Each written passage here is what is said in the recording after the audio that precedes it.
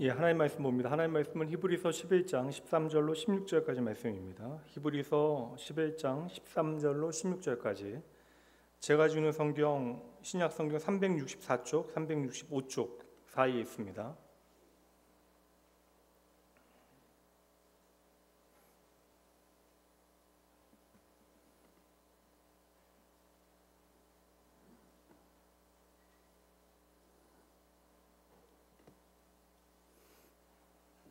히브리서 11장 13절로 16절까지 말씀입니다.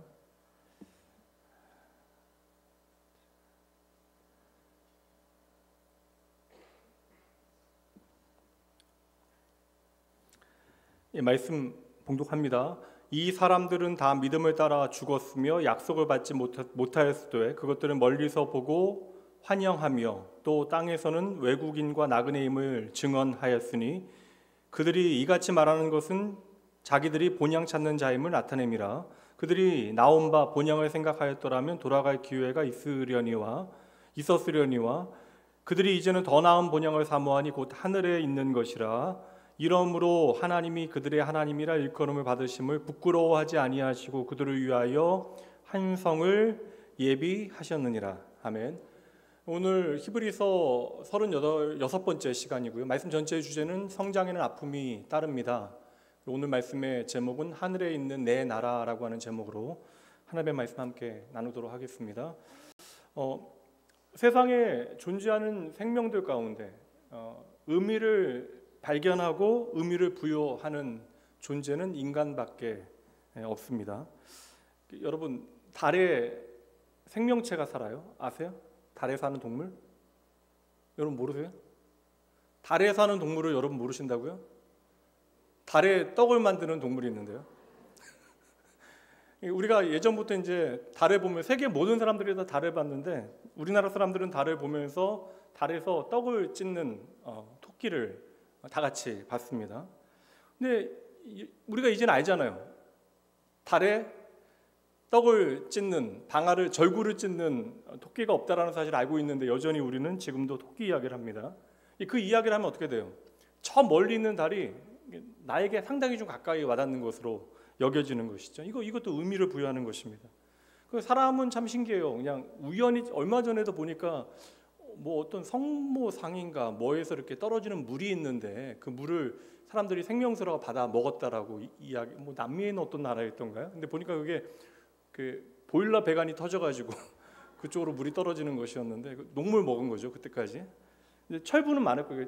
좀 어지러운 분들은 좀 낫지 않았을까라는 생각도 드는데. 사람들은 무언가에 좀 의미를 부여하기를 참으로 좋아합니다. 예, 그래서 랜덤하게 막 찍힌 점들을 보면서 이게 모두 동물이나 사람의 얼굴이라고 생각하기도 하고 구름을 바라보면서 어떠한 특정한 대상들을 떠올리기도 하죠. 제가 몇 개 찾아봤어요. 뭐 보이세요? 구름인데. 다음 또 하나 보이세요? 야, 이거 어떻게 다 보이시나? 구름인데 저는 차가 보이는데 이게 구름이 이게 고래가 보이시네요. 이게 참 재밌어요. 이게 그냥 구름인데 이제 우리는 그것을 보면서 이제 뭐 캥거루 같다, 고래 같다라고 의미를 부여를 합니다. 예전에 한 남자 청년이요, 직장 다닌 지 이제 5년째 된 친구였는데 이제 여자친구 사귀는 것에 항상 좀 열망이 있지만 잘 사귀지 못했던 친구거든요. 근데 어느 날 저에게 찾아와서 이제 목사님 기도 부탁할 게 있대요. 그래서 뭐냐라고 했더니 만나봤더니 지하철에서 아침마다 한 여자를 만나는데 이게 우연이 아닌 것 같다는 이야기를 하는 거예요. 제가 물어봤어요. 예쁘대? 물어봤어. 예쁘니까 눈이 간 거잖아요. 근데 생각해보세요. 직장인들이 아침에 출근할 때 최대한 최단거리와 정확한 시간에 그 지하철을 대부분 타지 않겠습니까? 그러면 이제 당연히 그 지하철 안에서 만나게 되고, 뭐 지금 같이 이렇게 핸드폰으로 2000년대 그때 2004년 정도 됐던 것 같은데요. 그 시기는 2002년 3년이었네요. 그 시기면 사실 그 시간이 다 확인이 되지 않을 때니까 사람들마다 자기가 직장 다니는 사람들이 그 지하철 몇 량에 타고 몇 시에 타야 되는가를 정확하게 사람들이 다 알고 있거든요. 근데 이게 뭐 응당 당연한 일을 자기만의 특별한 의미를 부여해서 이 사람이 하나님께서 내게 허락하신 특정한 사람이 아닐까. 그렇게 이제 나름의 우연을 특정한 의미를 부여하는 일들을 하게 되어지. 인간만 하는 겁니다. 가끔 이런 얘기 하거든. 자기는 이제 우연히 시계를 보면 시계가 11시 뭐 11분이다. 요즘 어떤 분은 자다 일어나서 보면 시계가 꼭 4시 44분이래요. 몇 번의 우연의 의미를 부여하면 뭐 자다 일어나서 봤는데 매번 4시 44분이겠어요? 대부분 아닌데 그냥 4시 43분을 몇 번 봤나 보죠. 정말 여러분 4시 44분에 특정한 의미를 부여하기 위해선 우리가 뭐 해야 돼요? 새벽 예배 나와야죠. 그냥 신기하다 하고 그냥 자는 거예요. 대통령 꿈꿨다고 복권 사는 크리스찬들이 있습니다. 그렇죠? 있잖아요. 그리고 자기가 경기 보면 중요한 경기 보면 항상 진다고 자기가 뭐길래 중요한 경기는 자기가 안 본대요. 그런 선택을 하기도 합니다. 예, 그렇다면 여러분 생각해 보세요. 인간이 정말 합리적인 존재인가요? 저는 인간이 합리적인 존재라고 생각이 들지 않아요. 어떤 현상에 대해서 보편타당한 근거가 없다 할지라도 나름의 그냥 설명을 하는 거예요. 그리고 자기 나름의 인과관계를 만드는 겁니다. 1에서 100까지가 있으면 모든 인과관계를 설명하기 위해서는 1에서 100까지를 다 살펴봐야 되는데 사람들은 그냥 중간 랜덤하게 숫자 3 보이고 7 보이고 27 보이고 46 보이면 그것이 자기 생각의 확증 편향이라고도 이야기하는데 알 수 없는 일인데 어떠한 인과론을 적용할 수 없는 인과관계를 적용할 수 없는 문제에도 나름의 이것을 내가 몇 가지 증거를 통하여 알 수 있는 일이라고 의미를 만들고 해석하기를 좋아해요. 왜냐하면 이게 불안하기 때문에 당장 내일을 예견할 수 없기 때문에 요사이는 빅데이터, 정보를 어떻게 우리가 소유하고 해석하느냐의 문제가 너무나 중요한 문제인데 저는 이 시대는 더 인간 소외를 가속화시키는 시대라고 생각을 하거든요. 이렇게 생각해 보면 인간은 의미를 부여하지 않으면 살아갈 수 없다. 어찌 보면 인간은 철저하게 자신의 인생에 있어서 무능한 존재가 아닌가라는 생각도 해봅니다. 이제 제가 말하는 무능이라고 하는 것은 비관적이고 나쁜 의미가 아니에요. 특별히 우리로 하여금 우리의 인생의 주인이 누구인가를 우리로 하여금 바라보게 만드는 것이 되어줍니다. 그래서 사람은 무엇이든지 내가 손으로 만져보면 마음이 편하고요. 그리고 내가 무언가를 확인할 수 있도록 느낄 수 있도록 존재하는 모든 것들에 끊임없이 의미를 부여하기를 좋아합니다. 그리고 의미를 부여해야 거기에 내가 살아갈 이유가 있다라고 생각하는 것이 그게 특정한 대상이 되기도 하죠. 내 자식, 가족, 내 일, 다양한 것들에 우리는 의미를 부여하며 이렇게 우리 인생을 살아가는 것이죠. 요즘은 사실 과학이 가장 강력한 종교와 같이 여겨지는 시대. 과학자들이 특별히 저는 요새는 물리학자나 뇌과학자들이 어떤 이 시대의 제사장과 같이 여겨지는 시대라고 생각을 하는데 정말 과학과 문명이 이 세상의 모든 현상에 대해서 제대로 설명할 수 있을 것인가? 제가 지난주 수요일에도 말씀드렸지만 과학이라고 하는 것은 결국 세상의 모든 존재하는 것을 물질로 해석을 하는데 물질로 해석하는 게 사실 다윈의 진화론이고 유물론적 세계관이잖아요. 그 유물론적 세계관은 결국 여러분 인간을 비인간화합니다. 그러니까 저는 과학이 발달하면 발달할수록 인간 소외는 왜 극도로 갈 수밖에 없는가? 왜 효율에 대해 이렇게 극도로 집중하는 사회를 살아가면서 왜 이게 쉽게 하면 세상을 살아가는 가장 강력한 힘이 되는 부는 편중되어질 수밖에 없는가?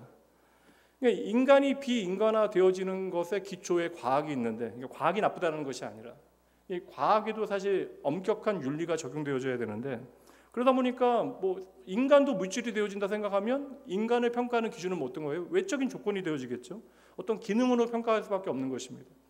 왜 민주적인 사회 안에서 시장 경제 안에서 왜 특정한 직업군들에서 사람들이 극도의 노동 현장에 내몰리고 있는 요새 클로프닝이라고 하는 말도 나오잖아요. 그래서 요즘 회사를 얘기하기는 어릴 땐 대형 전 세계적인 체인 같은 데 보면 이렇게 클로즈 하는 사람이 마지막에 마감하고 하는 사람이 다음날 아침에 여는 것이 훨씬 더 효과적이다 생각해서 밤늦게 마감한 사람이 또 새벽 일찍 나와서 오픈을 해야 되는 그런 일들을 요구받게 되어지는 것이죠. 이렇게 살아가는 세상 가운데 의미를 부여하고 살아가는 세상 가운데 저는 교회는 좀 세상과 분명 달라야 된다. 저는 솔직히 예수 믿는 사람들이 세상 가운데 성공해야 된다. 이거 저는 부정하지 않아요. 이제 그 책임이 얼마나 무거운가에 대해서 우리가 잘 준비하지 않으면 안 되는 거죠. 왜냐하면 세상은 하나님 없이 살아가는 곳이죠. 하나님 없다는 곳에서 우리가 이게 우리에게 주어진 책임을 하나님의 백성으로 다하기 위해서는 이것을 위하여 우리가 많은 노력을 해야 되고 준비를 해야 되고 하나님의 도우심을 받아야 하는 것이죠. 그러니까 교회는 세상과 다른 곳이어야 하는데 그런 의미에서 저는 세상과 다른 방법으로 좀 의미를 부여해야 되고 세상이 가치를 정하는 방식과 다른 방식으로 우리는 우리의 삶을 살아가야 한다. 결국 예수를 믿는 사람, 그러니까 교회 다니는 사람과 사실 성도는 좀 구분할 필요가 있는데, 하나님께서 선택하신 하나님의 백성들은 어찌 보면 세상의 지배를 받지 않는 사람들이죠. 그러니까 우리는 여전히 인생이라는 시간 가운데 시간에 매여 살아가긴 합니다. 그러니까 날마다 그냥 늙어가죠. 근데 우리는 시간에 매여 살지만 그 시간에 구애받지 않는다라는 사실을 예수 그리스도 안에서 확인한 존재들. 그래서 우리는 육신의 한계 가운데 영혼을 생각하잖아요. 육신의 한계 너머, 그 시간 너머에 영혼이라고 하는 시간을 소망하며 살아가게 되어진 것입니다. 그럼에도 왜 우리는 예수 안에서 새로운 피조물이라고 하는 정체성을 가지고 살아가야 하는데 여전히 세상의 시간에 맞추어 살아가야 하고 또 세상의 지배를 받는 것처럼 우리의 인생을 살아가야 하는가? 그 이유는 무엇일까? 여기서 아주 근본적인 질문을 여러분들에게 한번 드려볼게요. 여러분들은 주 예수 그리스도께서 나의 구주 되심을 믿으십니까? 예. 그럼 잘 생각해 보세요. 예수 그리스도께서 죄와 사망의 법에서 나를 해방하셨다. 이게 복음이잖아요. 그러니까 예수 그리스도께서 죄와 사망의 법에서 나를 해방하셨다는 것은 우리가 더 이상 세상의 법과 세상의 가치에 매이지 않는다라고 하는 것인데, 그래서 우리는 세상이 결코 알 수 없는 하나님의 은혜 가운데 믿음을 허락받아서 예수를 나의 구주 삼고 이제 세상이 알 수 없는 하나님의 나라를 바라보며 살아갈 수 있게 되어졌다는 것인데, 그렇다면 이제 우리의 삶의 가치와 방향은 어떠해야 되는가? 우리가 어떠한 것에 의미를 두고 살아가야 하는 것일까? 그런 여러분, 우리가 예수님의 십자가를 나의 생명으로 바라보고 예수를 구주로, 졸리시죠 여러분? 예수를 나의 구주로 믿는다라고 하는 것은 이 세상이 전부가 아니라 하나님의 나라가 있다라는 사실을 믿는 거예요. 이 세상보다 하나님의 나라가 나에게 더 소중하다는 사실을 내가 알기 때문에 이 세상을 살아가지만 하나님의 나라 시민이라고 하는 정체성을 가지고 이 땅에 살아가는 모든 삶의 자리에서 하나님의 나라 백성이라고 하는 것을 내가 증명하고 증거할 책임이 있다. 이것을 책임이라고 하는 차원에서만 이해하면 우리에게 힘겨운 의무가 되어지지만, 우리가 하나님의 백성으로 하나님의 영원이라고 하는 것에서 하나님의 나라를 바라볼 수 있게 되어진 것이 얼마나 놀라운 은혜인가를 깨닫게 되어지면, 내가 오늘 하나님의 나라를 위하여 가치를 부여하고 의미를 만들어내고 내 삶을 살아낼 수 있는 것이 얼마나 놀라운 은혜인가를 우리가 알아야 한다는 것이죠. 그래서 여러분, 십자가에 원소되어졌던 우리가 예수 그리스도로 말미암아, 이제 빌립보 3장 20절과 21절 말씀 볼게요. 함께 읽어봅니다. 그러나 우리의 시민권은 하늘에 있는지라. 이거 예수님의 십자가 우리 가운데 만들어낸 결과예요. 거기서부터 구원하는 자, 곧 주 예수 그리스도를 기다린다. 시민권이 하늘에 있는 사람들은 주 예수 그리스도를 기다려야 된다. 22절 말씀, 21절 말씀 보도록 할게요. 그는 만물을 자기에게 복종하게 하실 수 있는 자의 역사로 우리의 낮은 몸을 자기의 영광의 몸의 형체와 같이 변하게 하신다. 그러니까 무슨 말씀이에요? 우리의 시민권이 예수 그리스도 안에서 하늘에 있다는 사실을 알게 되어지면 주 예수 그리스도를 기다리게 하는데, 주 예수 그리스도는 당신과 같이 우리를 반드시 변화시킬 것이다 라는 사실을 아는 것, 믿는 것. 그러니 땅의 일이 전부이고 땅의 일에만 열심히 의미를 부여하는 세상 가운데 저와 여러분은 어디에 의미를 부여해야 돼요? 하나님의 나라의 일에 우리의 삶에 의미를 부여해야 되고 가치를 부여해야 되고 그렇게 주님을 기다리며 살아가야만 한다. 근데 이게 왜 힘들어요?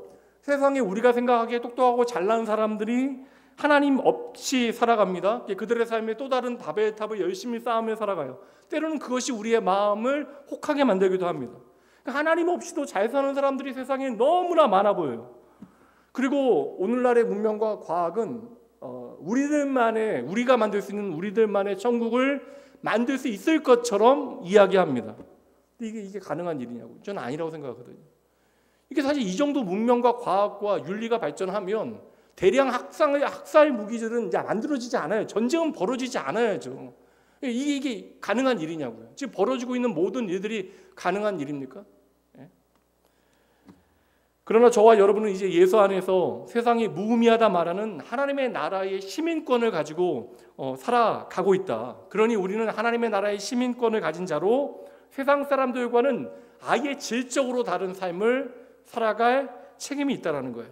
그래서 우리가 하늘의 시민권이 있다라고 하는 것은 이제 나를 판단하는 기준이 세상에 다른 것이 되어지는 것이 아니라 오직 하나님만이 나를 심판하시고 판단하시고 평가하신다는 사실을 믿는 거예요.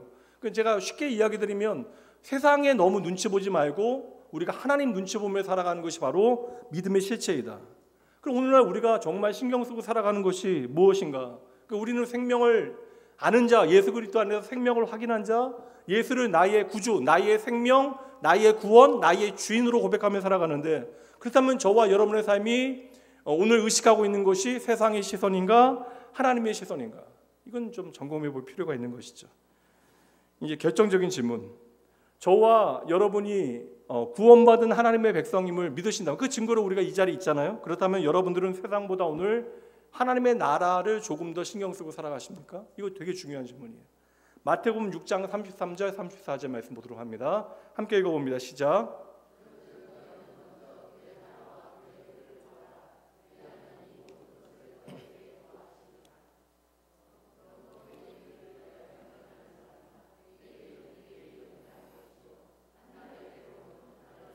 이 33절 말씀 한번 다시 보여주세요. 그런즉 너희는 먼저 그의 나라와 그의 의를 구하라. 그리하면 이 모든 것을 너희에게 더하시리라.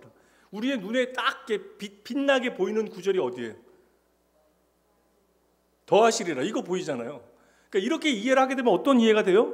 우리가 이 땅에서 원하는 모든 것들, 내가 원하는 갈망하는 모든 것들을 강화하기 위해서 우리는 누구 말 들어야 된다? 하나님 말씀 들어야 된다. 그러니까 하나님의 나라와 방식을 위하여 살아가는 이유가 이 땅에 내가 원하는 것을 더 많이 갖기 위하여 우리가 이렇게 살아야만 한다. 이렇게 말씀을 보게 되어질 수 있다는 것이죠. 이제 34절 말씀은 어떠한 말씀? 34절. 그러므로 내일을 위하여 염려하지 말라. 내일은 내일이 염려할 것이요 한날의 괴로움은 그날의 족하리라. 아멘 할 수 있어요. 그런데 이게 여러분 실상 맞아요? 이 34절 말씀은 우리가 어떠한 염려와 걱정으로부터 자유할 수 있는 비법을 알려주는 말씀입니까? 내일 일은 내일이 염려하게 하라. 뭐 말은 그럴듯하지만 여러분 이게 무슨 말이에요? 무슨 말이에요, 여러분? 하루하루 여러분 염려가 바뀌어요?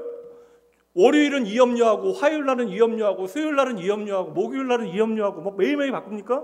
오늘 염려한 일, 내일도 염려하고, 모레도 염려하고, 계속 염려하며 살아가요. 여러분 33절과 34절 말씀이 보여주고자 하는 게 뭐예요? 어떠한 비결이나 비법에 대한 말씀이 아니에요. 저와 여러분의 정체성에 대한 말씀이에요. 우리의 존재에 대한 말씀입니다. 너희는 이미 예수 그리스도 안에 거듭난 하나님의 백성이고 하나님의 자녀이니 너희는 이 땅의 가치만을 위하여 세상의 가치만을 위하여 살아갈 것이 아니라 거듭난 하나님의 나라의 가치를 가지고 살아야만 한다. 아닌가요, 여러분? 맞죠? 그러므로 우리는 세상이 우리의 전부 되어지는 세상만 사랑하는 삶이 아니라 나의 구주 되신 예수 그리스도를 사랑하는 마음으로 오늘 오전 말씀드린 마음과 뜻과 정성 다하여 주님 사랑해야 돼요. 그래야 여러분 우리가 손해보지 않는 인생을 살아갈 수 있는 것입니다. 손해 안 봐야 우리가 제대로 예수 믿을 수 있잖아요. 결국에는. 그러니까 예수님을 더 사랑해 드리는 것이 우리의 삶에 복된 일이라는 사실을 내가 정말 알아야 한다는 거예요. 끝까지 우리가 목숨 걸고 하나님 섬기는 것도 내가 이 땅에서 더 많은 것들을 누리기 위하여 내가 하나님 사랑하고 섬기겠다. 세상에 목숨 걸기 위하여 내가 세상이 전부라 믿기에 하나님 섬기고 사랑한다면 우리는 어리석은, 주님께서 말씀하신 어리석은 부자와 같이 우리의 인생을 안타깝게 마무리하게 되어질 것입니다. 오늘 사실 설교 제가 목사님한테 예배 전에 바로 이렇게 앞에 5장은 날렸어요. 이게 너무 길어질까 봐 이런저런 얘기하다가 그래서 그냥 안 하겠다고 준비했는데 이 2시간 준비한 내용을 그냥 잘라냈습니다. 여러분도 생각하면서 앉아있는 여러분, 권사님 모임 있는데 막 허리 아프다고 만지시는 분들 때문에 뭐 다음 주나 다다음 주 해야죠. 여러분 11장 1절 말씀 보세요. 함께 읽어봅니다. 믿음은 바라는 것들의 실상이요 보지 못하는 것들의 증거이다. 보세요. 믿음을 따라 산다는 것은 이 세상이 리얼리티, 실제라고 믿고 사는 게 아니에요. 이 세상에 눈에 보이는 것이 우리에게 실상, 실체가 아니라 바로 무엇이 실체가 되어져요. 하나님 나라의 것이, 하나님의 나라가 우리의 실상, 리얼리티라고 하는 것을 내가 인정하는 삶을 살아내는 것이 무엇이다? 믿음이다. 그러므로 믿음으로 산다는 것은 내가 비록 예수 그리스도를 나의 눈으로 직접 보지 못했고 하나님의 나라를 내가 직접 경험해보지 못했다 할지라도 내가 갑자기 뭐 죽었다가 3일 만에 다시 살아나가지고 내가 천국에 갔다 왔다 그런 경험이 없다 할지라도 내가 하나님의 은혜 가운데 예수 그리스도, 믿을 수 없는 예수 그리스도를 나의 구주로 고백하게 되어졌으니 내가 그와 더불어 이미 하나님의 나라 백성임을 확신하고 인정하며 이 땅에서 하나님의 백성으로 살아가는 거, 이게 바로 믿음이다. 이 말씀하고 있는 거예요. 여러분, 기독교는 결코 피안의 세계만을 말하는 것이 아닙니다. 우리는 내세를 바라보며 오늘을 살아가지만 기독교는 결코 오늘 우리가 살아가는 이 세상의 모든 것이 무의미하다라고 이야기하지 않아요. 대신 우리가 예수를 믿게 되어지면 예수 그리스도 안에서 우리가 새로운 의미를 부여하는 삶을 살아가야 된다. 이게 뭐 키에르케고르의 말대로, 기독교 실존주의자인 키에르케고르대로 이야기한다면 우리의 인생에 세상과 다른 가격표가 만들어져야 한다. 그러니 이제는 우리가 하나님의 나라의 가치에 따라 이 세상의 것들을 바라보고 의미를 부여하는 일들을 열심히 해야 한다는 것이죠. 진정으로 내가 자녀를 사랑할 수 있는 비결, 진정으로 내가 이 땅 가운데 부유하게 살 수 있는 비결, 진정 이 세상 가운데 사람들과 내가 어떻게 관계를 맺고 그 가운데 생명의 이야기들을 만들어내야 하는가, 세상과는 다른 새로운 가치를 우리의 삶에 만들어내야 한다. 이 일을 우리 가운데 행하시는 분이 또 다른 보혜사 되신 성령 하나님, 말씀을 통해 우리 가운데 끊임없이 하나님 나라의 법을 알려주시는 것이죠. 그래서 여러분, 오늘 여러분의 삶에 소중하게 여기는 것들이 저도 있어요. 제가 그냥 알면서도 매이게 되어지는 것들, 내가 의미를 부여하고 소중히 여기는 것들이 내가 하나님의 나라 백성으로 예수 그리스도의 십자가를 믿는 그 길에 하등에 도움이 되지 않는다면 우리의 시선을 그것으로부터 예수님의 십자가로 옮겨야 된다. 날마다 예수님의 십자가를 그래서 우리는 선명히 바라보며 살아가야 한다는 것이죠. 그래서 바울 사도가 고린도전서가 저한테는 상당히 좀 막강한 성경이에요. 교회의 현실을 이해할 수 있는 아주 강력한 말씀이 저에게는 고린도전서였는데, 목회에 대해서 제가 뭐 새로운 시각을 갖게 되어진 게 사실 로마서와 고린도전서였거든요.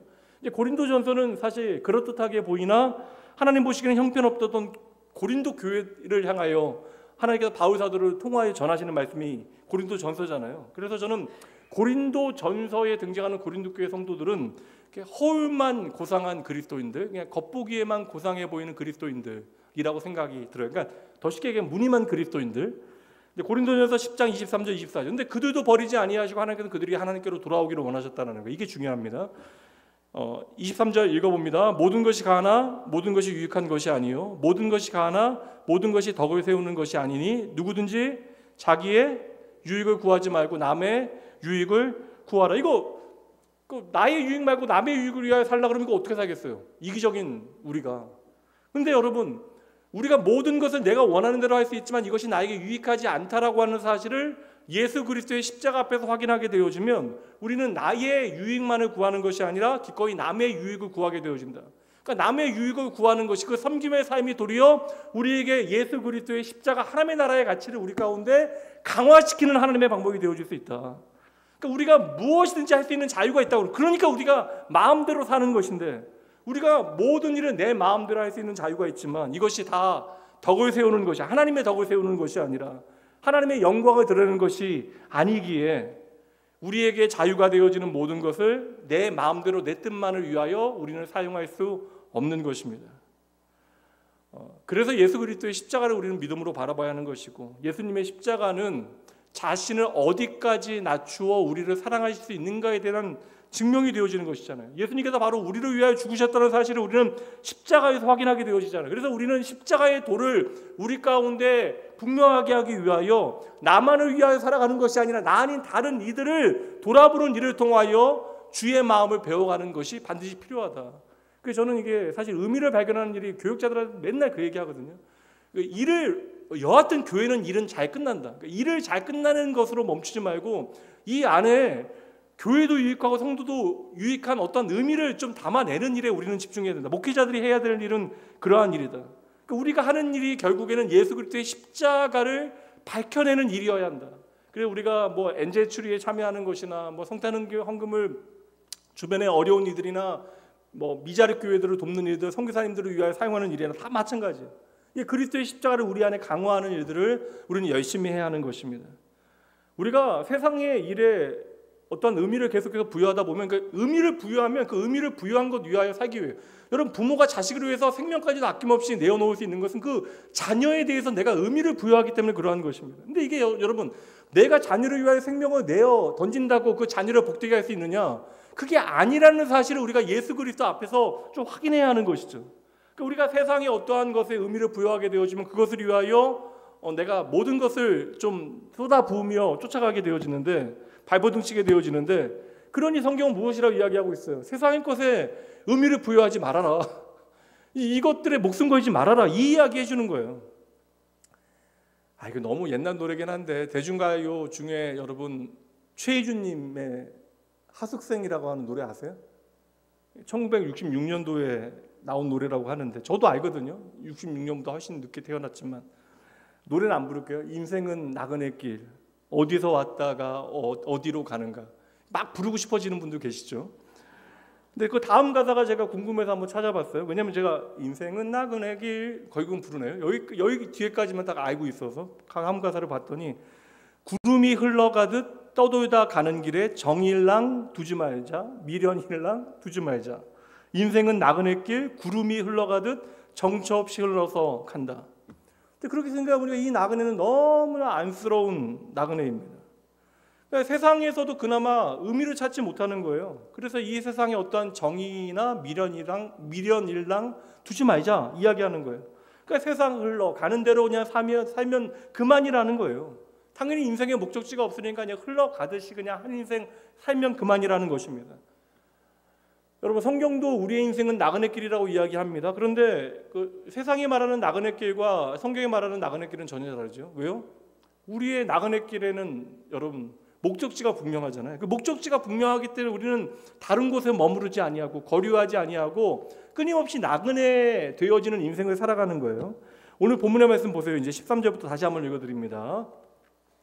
이 사람들은 다 믿음을 따라 죽었으며 약속을 받지 못하였을 때, 이거 너무나 중요한 표현이거든요. 믿음을 따라 죽었고 약속을 받지 못하였을 때 그것들은 멀리서 보고 환영하며 또 땅에서는 외국인과 나그네임을 증언하였으니 그들이 이같이 말하는 것은 자기들이 본향 찾는 자임을 나타냄이라. 그들이 나온 바 본향을 생각하였더라면 돌아갈 기회가 있었으려니와 그들은 이제는 더 나은 본향을 사모하니 곧 하늘에 있는 것이라. 이러므로 하나님이 그들의 하나님이라 일컬음을 받으심을 부끄러워하지 아니하시고 그들을 위하여 한 성을 예비하셨느니라. 저와 여러분이 다 나그네이지만 우리는 정처 없이 구름 따라 이렇게 떠돌다가 끝나게 되어지는 인생이 아니라 우리에게는 분명 돌아갈 무엇이 있다고요? 본향이 있다라는 거예요. 이거 사실 성경에는 도시예요. 하나님께서 우리를 위하여 예비하신 도시라고 하는 단어인데 우리에게는 이 본향이라고 하는 단어가 훨씬 더 와닿죠. 우리에게는 이게 본향이 있다라는 거예요. 이 본향이 하늘에 있고 하나님께서는 우리를 위하여 한 성을 준비해 두셨다. 그러니까 이 본향이라고 하는 것을 여러분의 개념 가운데 그냥 고향 정도로 생각하시면 안 돼요. 이 본향이라고 하는 것은 예수 그리스도의 십자가를 통해 우리에게 주신 더 나은 나라, 비교할 수 없는, 우리가 은혜로 얻게 되어진 나라를 의미하는 거예요. 우리가 전혀 생각할 수 없는 나라인데 우리로 하여금 그 본향을 소망하며 살게 하셨다. 13절 말씀 다시 보여주세요. 근데 그런 사람들은 어떠한 사람들인가? 이 사람들은, 이제 뒤에서 얘기했지만 이 사람들은 누구예요, 여러분? 이 사람들은 믿음을 따라 살았던 사람들인데 히브리서 11장에 믿음을 증명하고 있는 모든 사람들, 앞부분에서 이것 좀 설명했는데 이거 다 날렸습니다. 너무나 길어질까 봐 여러분도 허리 제가 생각해서 영적 건강뿐만 아니라 여러분 육신의 건강도 생각합니다. 이 사람들, 믿음을 따라 살았던 믿음의 사람들은 다 믿음을 따라 죽었대요. 약속을 받지 못하였대요. 그러니까 우리가 예수 믿고 그냥 예수 믿으면 천국 간다, 신앙을 이렇게 단순하게 쉽게 말하면 안 돼요. 이거 하나님의 은혜라고 하는 차원에서 우리가 은혜 가운데 부름받아 예수 믿으면 천국 간다, 이건 당연한 일이지만 여러분 중요한 건 뭐예요? 믿음을 따라 살다가 죽었다라는 거예요. 이거 여러분 우리의 삶의 과정이 의미가 있는 거예요. 그러니까 우리가 예수 믿었다? 그냥 살다가 죽어서 천국 간다, 이게 아니라는 거예요. 우리가 예수를 믿는 그 시점부터 사실 영원 전부터 하나님께서는 우리에 대한 선하신 계획을 가지고 계셨고 우리를 하나님의 자녀로 부르시고 하나님의 나라를 바라보며 살아가게 하시고 우리의 삶의 과정을 하나님께서 소중히 다루신다. 그래서 여기서 다 믿음을 따라 살다 죽었다라는 거예요. 그래서 믿음을 따라 살다 죽은 사람들의 예를 11장에서 하나하나 설명하고 있는 거예요. 믿음의 사람들의 그 나그네 길에 대하여 우리에게 말씀하고 있는 것이죠. 이 사람들은 다 믿음을 따라 죽었다라는 거예요. 믿음을 따라 살다가 죽었다라는 것입니다. 근데 히브리서 11장에 나오는 인물 중에서 안 죽은 사람 있거든요. 기억하시나요? 에녹 있잖아요. 에녹. 성경에서 사실 에녹은 산채로 하나님의 나라로 옮겨갔으니까 그러면 이거 뭐 에녹은 믿음을 따라 죽은 사람 아니잖아요. 근데 여러분 세상의 가치로 생각해 보면 에녹은 죽은 사람이에요, 죽지 않은 사람이에요? 죽은 사람이죠. 세상에 더 이상 없으면 죽은 사람이잖아요. 세상의 가치 안에서는 세상에서 하나님의 나라로 옮겨갔으니까. 근데 죽음을 보지 않으므로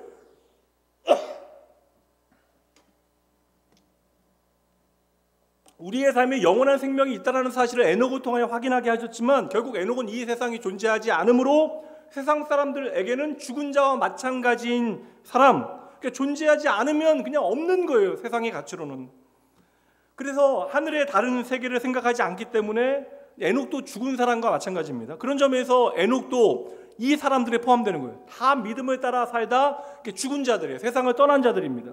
그 다음에 여러분, 이 중요한 표현이잖아요. 믿음을 따라 죽었다는 게 어떤 의미일까? 이게 사실 히브리서 11장에 등장하는 사람들은 구약의 인물들이잖아요.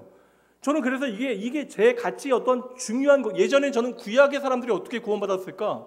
그래서 저는 하나님께서 택하신 사람들, 이스라엘만 구원받았다, 뭐 그렇게 한정적으로 생각을 했습니다. 근데 여러분 그게 아니라고요. 구약의 백성들도 우리와 동일하게 여러분 구원받는 거예요. 히브리서 11장에 등장하고 있는 구약의 인물들은 무엇을 바라봐요? 하나님의 약속을 바라봤다고요. 내가 나를 구원할 수 있는 것이 아니라 나를 구원하실 분이 하나님이심을 그들은 믿음으로 바라본 거예요. 그래서 그 말씀을 우리에게 보여주고 있는데 이어지는 13절 14절 다시 한번 볼게요. 이 사람들은 다 믿음을 따라 죽었는데 약속을 받지 못하였대요. 그런데 그것들을 멀리서 보고 환영하였대요. 기뻐하였대요. 이게 어떻게 가능한 일일까? 또 땅에서는 그래서 외국인과 나그네임을 증명하며 살아가는데 그들이 이같이 말하는 것은 자기들이 뭐라고요? 본향 찾는 자임을 나타냅니다. 여러분 약속을 받지 못했다는 건 뭐예요? 약속을 아예 받지 못했다는 거예요. 약속을 받지 못했다는 개념이 뭐예요? 약속이 성취되는 것을 그들은 눈으로 보지 못했다는 거예요. 하나님의 약속이 분명한데 그 약속이 나의 삶에 실제로 이루어지는 것을 다 보지는 못했다는 것입니다. 그러나 약속이 실제로 나의 삶에 여러분 아브라함이 하나님께 주신 약속이 이루어지는 것을 눈으로 다 봤어요? 못 봤잖아요. 그런데도 아브라함이 하나님을 믿었으니까 우리는 아브라함이 대단하다라고 생각하는데 잘 보세요. 구약에서 약속을 받은 자들은 약속이 성취되는 것을 그들의 눈으로 보지 못했지만 하나님의 은혜 가운데 붙들린 바 되어 무엇에 붙들린 바 되어? 하나님의 약속에 붙들린 바 되어 그 약속을 소망하고 살아갔다. 이게 구원이 되어지는 거예요. 그래서 그들이 약속을 붙들고 이거 우리가 생각하는 약속을 붙들고 산 것인데 하나님의 약속의 지배를 받고 하나님의 약속을 위하여 살아갈 수 있는 은혜를 그들이 누렸다. 이 개념을 가지고 예수님께서 아브라함의 삶을 설명하신 중요한 구절이 나와요. 요한복음 8장 56절 말씀. 어려워요 여러분? 아니 반응은 좀 어렵지 않죠? 8장 56절 읽어주세요. 시작.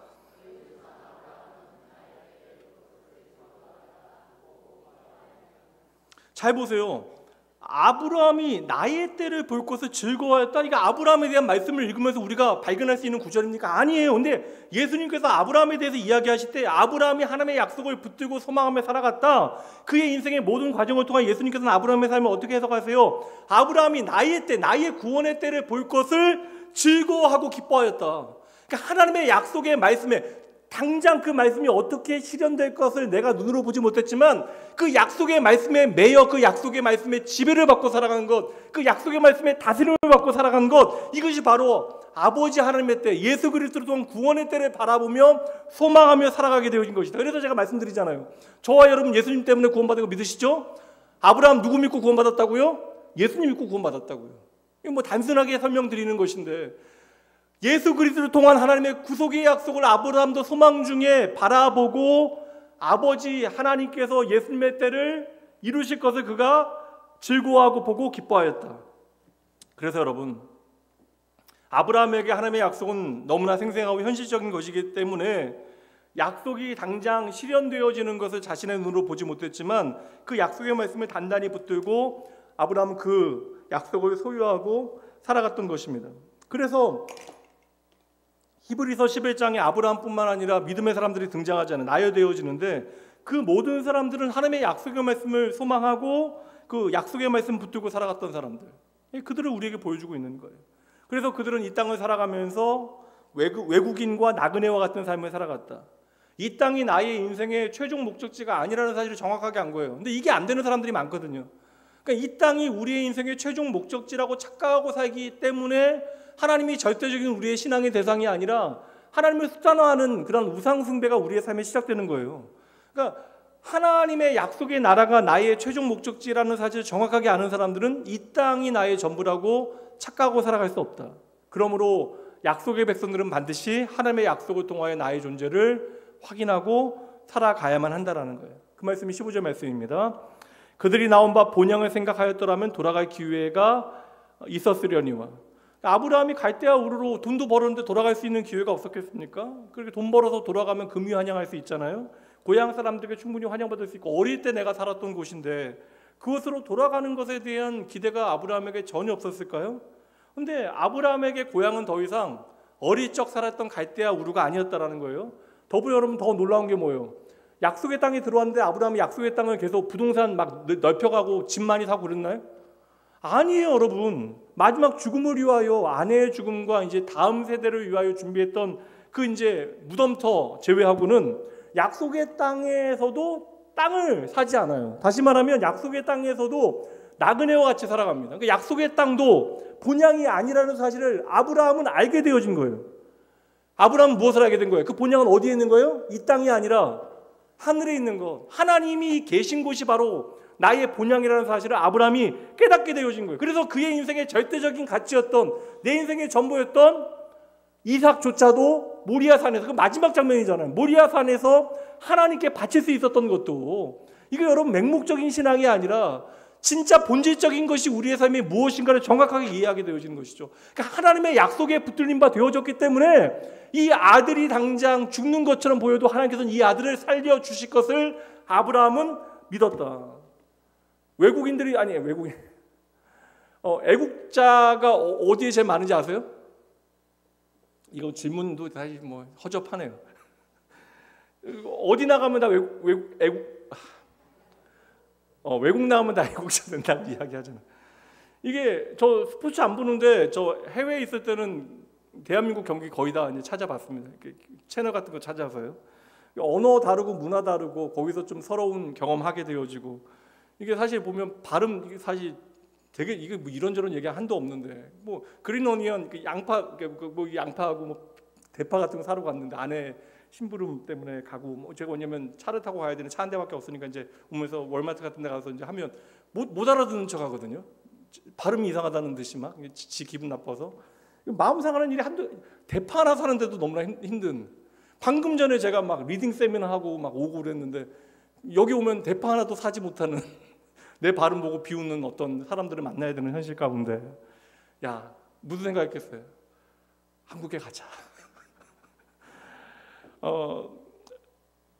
저는 이렇게 무언가 우리가 결핍과 어려움을 경험하게 되어지면 이게 내 마음에 평안한 어떠한 고향과 같은 장소를 그리워하게 되어지 대상이 되어지고 그래서 우리가 좀 외국에서 좀 고생하고 어려움 경험하게 되어지면 본국 사랑하게 되어지고 내 나라 사랑하게 되어지고 뭐 내 가족, 내가 사랑하는 사람들의 향수에 적게 되어지는 것입니다. 그러니까 외국에 산다라는 것은 내가 익숙하지 않은 환경을 살아가는 것인데 그러다 보면 좀 불안감과 이질감을 느끼며 살아갈 수밖에 없죠. 그러다 보면 당연히 고향을 그리워하게 되어질 수밖에 없다. 그러니까 당장 아브라함에게는 갈대아 우르가 나에게 고향이잖아요. 그래서 가나안 땅에서 갈대아 우르 메소포타미아 문명권을 그리워했을 수도 있습니다. 그런데 그가 왜 고향으로 돌아가지 않는 눈에 보이는 고향으로 돌아가지 않은 이유가 무엇일까? 그 가나안 땅을 나의 본향이라고 여기지 않고 살아갈 수 있었던 나그네로 살아갈 수 있었던 이유가 무엇인가? 그에겐 무엇이 있었기 때문에요? 하나님의 약속이 있었기 때문에. 그러니까 아브라함에게는 하나님의 약속이 있었고 그 약속이 그의 삶을 주장하였기 때문에 그는 그 고향에 대한 그리움이나 어떠한 다른 것들로 인하여 세상의 것에 미련을 두거나 그것에 소망을 두고 살지 않았다라는 것입니다. 그러니까 아브라함이 쉽게 얘기하면 세상의 고향, 우리가 바라보는 그것으로 돌아가지 아니하도록 발목을 잡고 있었던 것이 어떤 환경이 아니라 이제 뭐 가나안 땅에 오래 살고 뭐 그런 게 아닙니다, 여러분. 이미 우리가 여기에 정착하고 그게 아닙니다. 아브라함이 그곳에 머물게 만든 것이 무엇이에요? 그러면서도 그 땅이 전부가 아니라고 생각하고 살아가게 만든 힘은 무엇입니까? 바로 하나님의 약속이었다. 이게 핵심이에요, 여러분. 오늘 말씀에. 그래서 약속의 땅을 떠나지 아니하도록 말씀하셨고 하나님께 주신 후손을 통하여 궁극적인 하나님의 약속을 반드시 이루실 것이다. 문 나라와 열방의 백성들이 하나님 앞에 돌아오게 하실 것이다. 복받게 하실 것이다. 이거 믿고 아브라함은 그 믿음의 자리를 지켜냈던 것이에요. 그래서 아브라함은요, 하나님의 약속을 믿고 이 땅의 그 무엇보다도 하나님의 나라 그 본향이 내게 소중하다라는 것을 그냥 믿었던 거예요. 믿어지는 은혜가 그에게 있었던 것입니다. 그래서 그의 인생에 가장 소중했던 이삭조차도 하나님의 말씀에 따라 순종하며 드리려고 했던 것이죠. 모든 믿음의 사람들이 다 아브라함과 같이 나의 고향을 떠나오는 것은 아닙니다. 그러나 결국 믿음의 사람들의 모든 인생은 다 동일해요. 그러니까 우리가 하나님의 약속을 오늘 붙들고 살아가는가, 하나님의 약속을 우리가 얼마나 신뢰할 수 있는가. 하나님의 일하심은 바로 하나님의 약속을 신뢰하는 자들에게 세상을 떠나 하나님의 나라를 향하는 믿음의 걸음을 걷도록 만든다라는 거예요. 그래서 모든 믿음의 사람들은 본향을 바라보며 하늘을 소망하는 삶을 살아갈 수밖에 없다. 그래서 사실 혈육이 중요하잖아. 아브라함에게는 그게 평생의 숙제였는데, 하나님 말씀하셔도 그 약속 믿지 못하고 비웃기도 했던 사람이 아브라함인데, 혈육이 중요했던 아브라함은 그냥 고향 땅으로 돌아가는 게 더 나은 선택일 수 있었지만, 약속을 쫓아 믿음으로 사는 아브라함에게는 그냥 고향 땅으로 돌아가는 것이 불가능한 일이었다는 것이죠.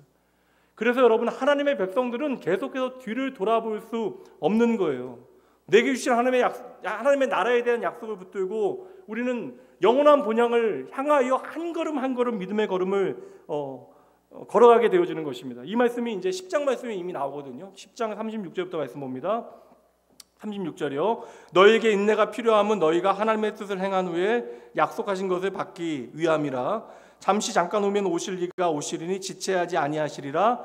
38절이요. 나의 의는 믿음으로 말미암아 살리라. 또한 뒤로 물러가면 내 마음이 그를 기뻐하지 아니하리라 하셨느니라. 우리는 뒤로 물러가 멸망할 자가 아니요 오직 영혼을 구원함에 이르는 믿음을 가진 자이다. 이제 우리는 결코 물러설 수 없다라는 거예요.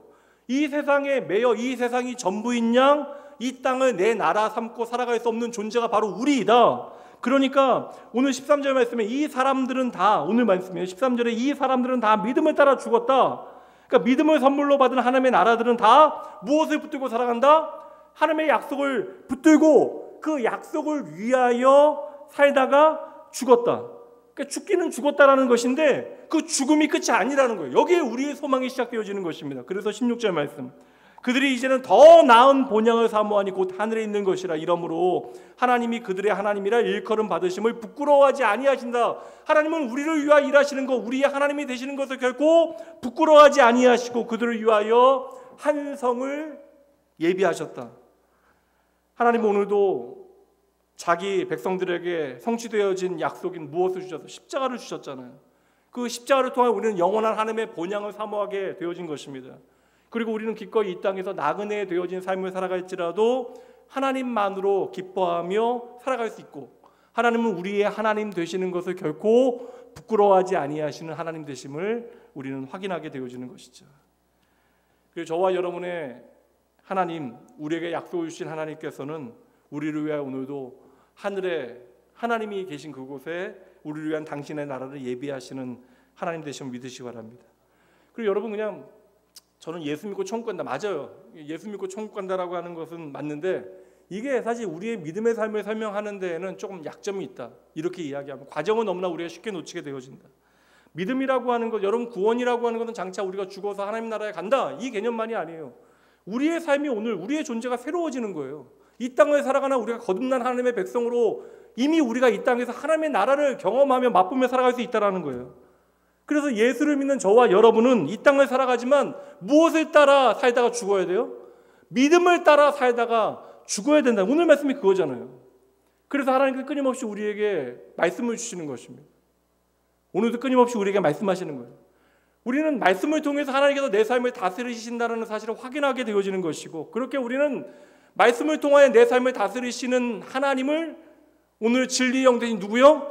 성령 하나님의 인도하심을 따라 믿음으로 살다 죽게 되어지는 것이죠. 근데 그 죽음은 우리의 마지막이 아니라 하나님의 나라를 향하여 가는 여정이 되어지는 것입니다. 그러므로 믿음으로 산다라고 하는 것은 우리가 예수 그리스도의 약속을 소망 삼고 평생 십자가 바라보면서 하나님의 나라를 향하는 나그네로 살아가는 삶을 살아가야 하는 것이다. 한번 따라해 보시죠. 가장 중요한 핵심이에요. 제가 먼저 읽겠습니다. 우리는 하늘 본향을 향해 가는 나그네입니다. 이게 사실 세상 살다 보면 세상에 매이게 되기도 하고 침륜에 빠지게 되어지기도 하고, 그러나 하나님의 약속은 여전히 우리 안에 살아있어 십자가에 이미 이루신 약속으로 말미암아 장차 우리에게 주실 하나님의 나라를 소망하며 우리는 믿음을 살아내기 위하여 애써야 하는 것이죠. 그러므로 이제 오늘 말씀, 믿음을 따라 살았다, 믿음을 따라 죽었다, 이 말씀은 내가 예수 그리스도를 따라 살다가 죽었다라는 거예요. 그 예수 그리스도를 따라 사는 것이 우리의 삶의 과정이었다. 성도라고 하는 존재는 어떠한 존재예요? 예수 그리스도를 따라 살아가는 사람들. 그 예수 그리스도를 따라 살아가는 길이 세상 사람들이 보기에는 이게 미련한 것이죠. 어리석은 것이죠.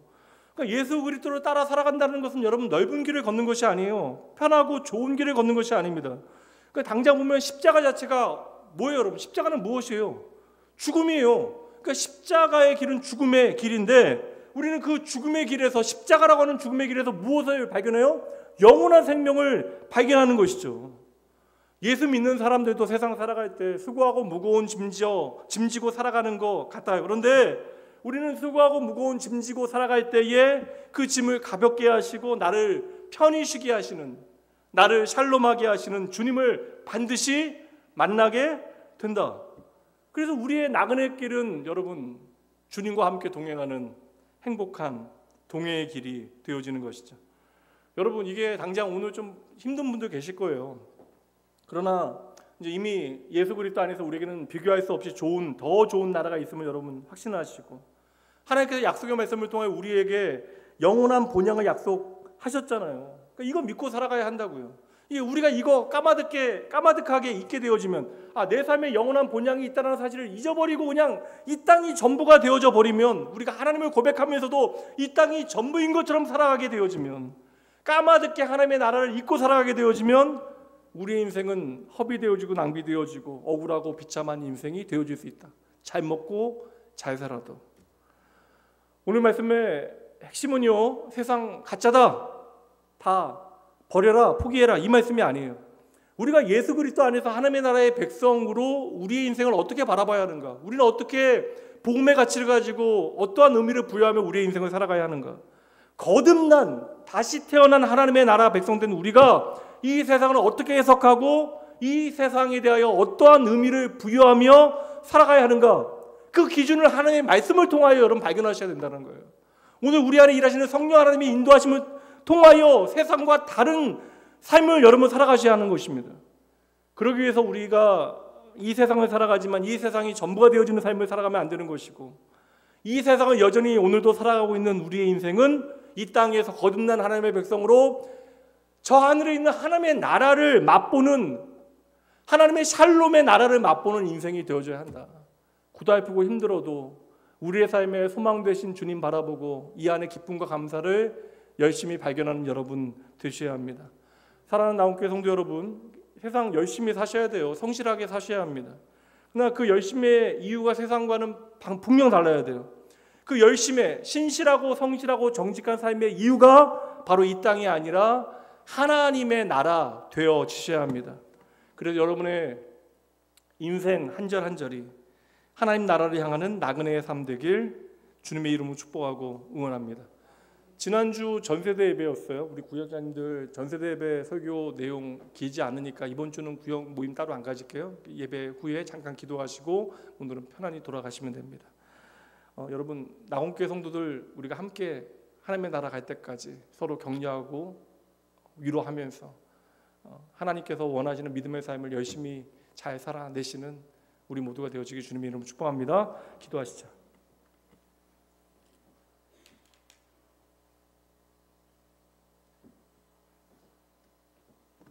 아버지 하나님, 언제나 우리의 삶에 약속해 주시는 주님의 동행의 약속 때문에 오늘도 주의 말씀에 소망을 두고 내 삶을 말씀에 비추어 돌아봅니다.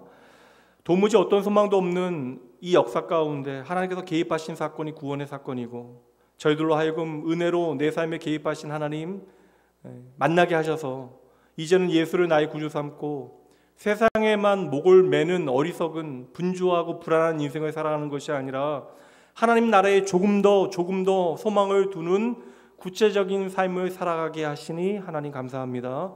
우리가 진정 예수를 제대로 믿게 되어져서 오늘 우리의 삶에 믿음이 일하는 현장을 보게 하시고 내 삶에 지금 일하시는 은혜의 증거를 단단히 붙드는 귀한 주의 자녀들 되게 하여 주시옵소서.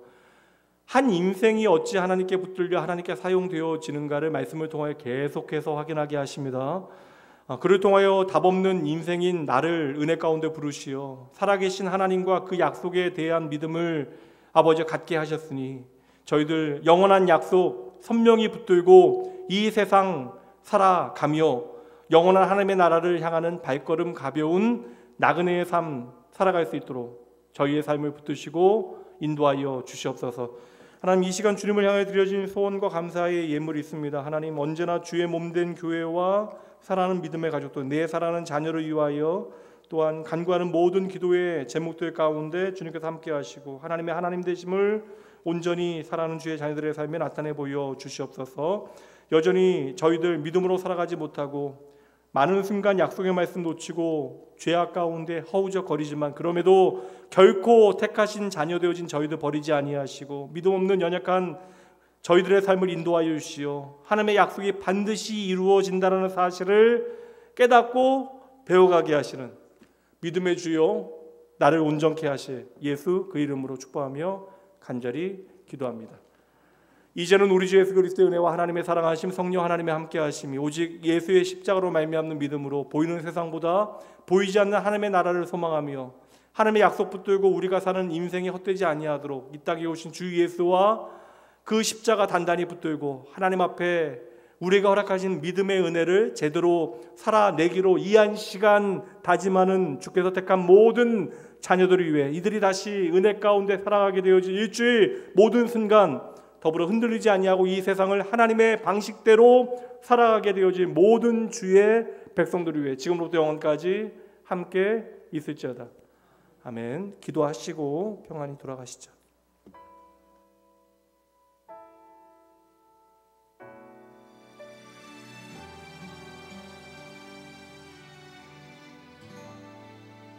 계절은 흐르고 꽃은 피고 저도 시들지 않은 생명이 있네.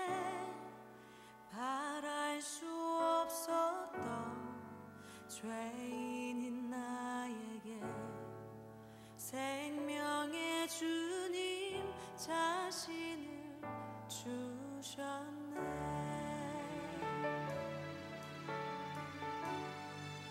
계절은 흐르고 꽃은 피고 저도